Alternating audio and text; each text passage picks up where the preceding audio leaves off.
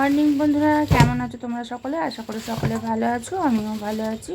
চলো সকাল সকাল আজকে ভিডিওটা তোমাদেরকে আমি একদিন পরেই দিতে কারণ এডিট করে উঠতে পারিনি, ওর জন্য আমার একটু দেরি হয়ে গেল ভিডিওটা তোমাদেরকে দিতে। আর আজকে আমি এটা রবিবারের হচ্ছে দুপুরের দেখাচ্ছি। যাই হোক, সকাল সকাল আমার কর্তা নিয়ে চলে এসছে হচ্ছে চিকেন। দেখতেই পাচ্ছ সুন্দর করে আমি ধুয়ে হলুদ লবণ মাখিয়ে রেখে দিয়েছি। আর এখানে আমি আজকে চিকেনটা রান্না করব প্রেশার কুকারে, কারণ প্রেশার কুকারে মাংস ভালোই হয় আর টেস্টও হয় খুব।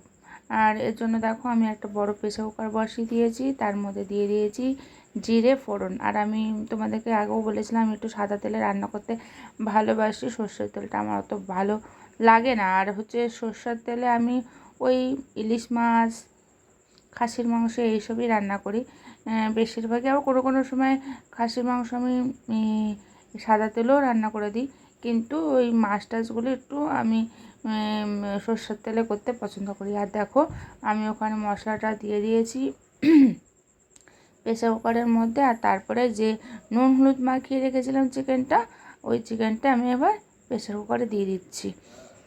এবার ভালো করে নেড়ে নিতে হবে। আর কারণ দেখো তোমাদেরকে আমি ভিডিওটা দুদিন পরে দিচ্ছি, এর কারণ এডিট তো হয়নি। আর আমি একটু প্রবলেমে ছিলাম, ওর জন্য আমার আর হচ্ছে হয়ে ওঠেনি এই ভিডিওটা তোমাদেরকে দেওয়ার মতন। যাই হোক, তোমরা বুঝতেই পারছো সবসময় সব মানুষের সমান যায় না বা হয় না কাজকর্মটা। আর এই দেখো আমি এখানে মাংসটা ফুটেও গেছে, আর দেখতে পাচ্ছ কত সুন্দর হচ্ছে। আর প্রেসার কুকারে মাংস রান্না করলে টেস্ট হয়, এর কারণ হচ্ছে প্রেসার কুকারের ঢাকনাটা দিয়ে দিলে আর মানে গন্ধটা আর বাইরে বেরাতে পারে না, ওর জন্য মানে খুব সুন্দর হয়।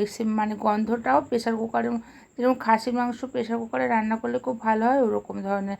আর দেখো ঘরে আলু ছিল না সেরকম, ছোট ছোট 5খানা আলু ছিল, ওই 5খানা আলুই দিয়ে দিয়েছি মাংসের মধ্যে একবার, মানে একদম গোটা গোটা আলুই দিয়ে দিয়েছি, ঠিক আছে।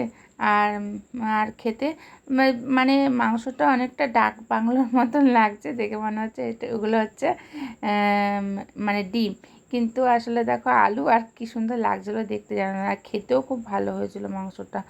যাই হোক, এখানে দেখো ভালো করে নেড়ে নিচ্ছি। খুব সুন্দর হয় প্রেসার কুকারের মাংস। বন্ধুরা, যদি তোমরা কোনো সময় রান্না করে দেখতে পারো যে প্রেসার কুকারের মাংস খুব ভালো হয়।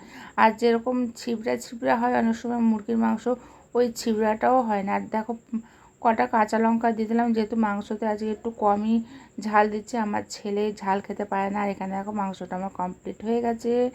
আর মাংসতে দিয়েছিলাম একটু গরম জলে দিয়েছিলাম। আর চলো আজকে দুপুরের মেনুটা তোমাদেরকে একটু দেখিয়ে দিই।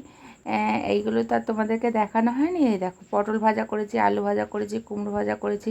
যেহেতু আজকে সানডে, রবিবার, কর্তা মশাই বাড়িতে, ওর জন্য আজকে এত কিছু রান্না করেছি। আর এখানে পুঁই শাক করেছিলাম মাছের মাথা দিয়ে, আর এখানে ভাত করে রেখেছি।